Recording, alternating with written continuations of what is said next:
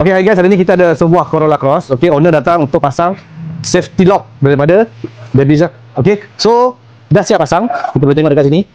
Nampak? Okay, so yang ni dia double lock tau. Okay, so first kali kita tekan, tarik, sorry. Okay, so yang ni kita bila nak start tak boleh start lah. Sebab apa? Kita dah lock dia punya brake. Okay, and then kalau kita nak tinggal lama kereta, tekan sini lagi satu. Ada lagi satu lock lah. Nampak? So memang orang kata safety. Sebab apa? Double lock. Okay, so untuk kereta lama yang nak tinggal lama ke apa semua dalam seminggu 2 minggu, pakailah dua-dua lock ni. Tapi kalau kata dah tinggal sekejap, dia satu saja. So sekarang kita nak tunjuk untuk buka. Okay, so kita dah buat 1 2 lah. Okay, so sekarang brake dah boleh pakai lah. So kita try start engine. Dah boleh start lah.